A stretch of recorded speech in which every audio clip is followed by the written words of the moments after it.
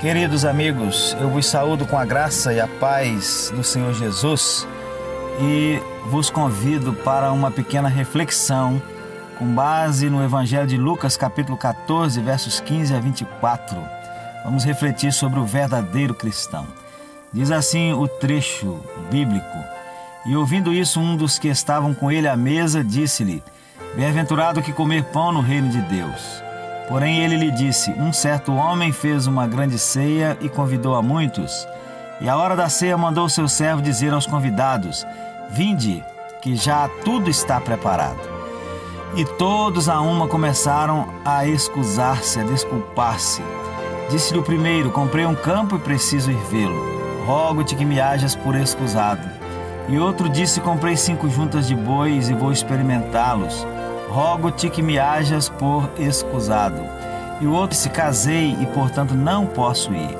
E voltando aquele servo, anunciou essas coisas ao seu senhor.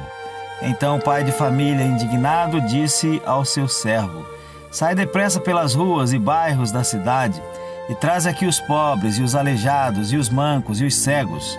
E disse o servo: Senhor, feito está como mandaste, e ainda há lugar. E disse o Senhor ao servo: Sai pelos caminhos e atalhos e força-os a entrar, para que a minha casa se encha, porque eu vos digo que nenhum daqueles varões que foram convidados provará a minha ceia. Meus queridos amigos, muitos são aqueles que, entre aspas, aceitam a Jesus. Porém, muitos também são os que o rejeitam. Mas esse fato não é ignorado por nós. Já há muito tempo não é nenhuma novidade.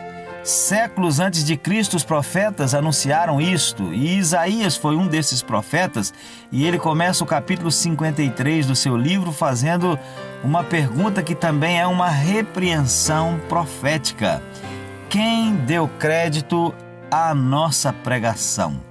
Mas Jesus, como grande mestre que é, usa a própria rejeição como luz para trazer ensinamentos aos homens. E observando aqueles que o rejeitavam, ele, por exemplo, ensinou sobre o perigo da hipocrisia, ensinou sobre o perigo da cobiça, sobre o perigo da inflexibilidade, sobre a importância da fidelidade, sobre a importância do arrependimento, sobre o reino de Deus e outras coisas mais. E quando ele trazia esses ensinamentos à luz da rejeição, às vezes ele era muito duro, muito severo para com os rejeitadores. Não hesitava, por exemplo, de chamá-los de raça de víboras, de chamá-los de hipócritas, e nem de dizer que, se continuassem rejeitando-o, seriam também rejeitados no céu. E esse é o caso do texto que nós acabamos de ler.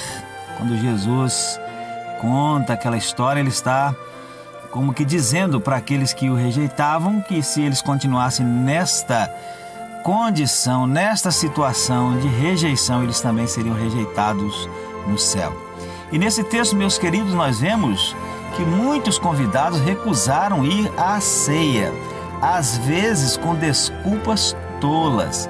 E à luz desses rejeitadores, Jesus ensina que o verdadeiro cristão, ou aquele que irá comer pão no reino de Deus, não é simplesmente quem for convidado, mas quem aceitar de coração o convite.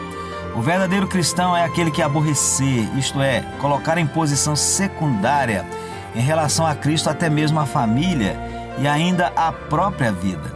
No texto, em linguagem ilustrativa por parábola, Jesus mostra que todos os muitos judeus primeiro e depois o resto das nações representadas por aqueles que estavam nos caminhos e atalhos, nos campos e valados, são convidados para receber a salvação, mas só quem a aceita recebe-a.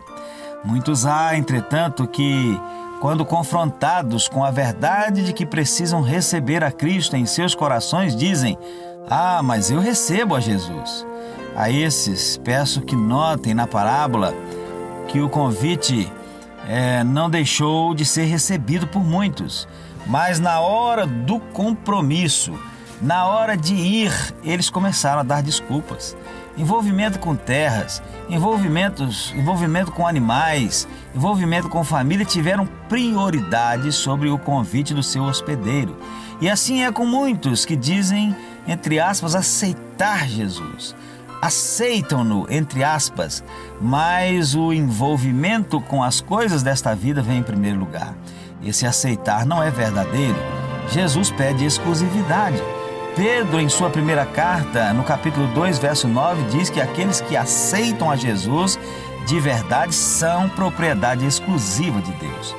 O aceitar Jesus só como alguém que tem algo a nos dar e fazer por nós é diferente de aceitar Jesus como Salvador das nossas vidas e Senhor das nossas vidas.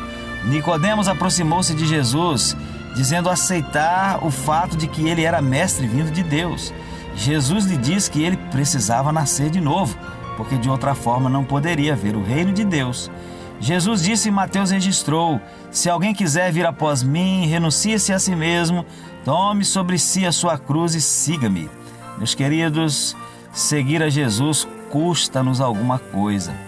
Todos os demais relacionamentos, todos os demais interesses e ambições nossos não poderão vir em primeiro lugar e deverão ser medidos pela palavra de Jesus. A família e a própria vida, coisas que estão mais próximas do nosso coração, não poderão ocupar o lugar de preeminência, porque esse lugar precisa ser de Jesus.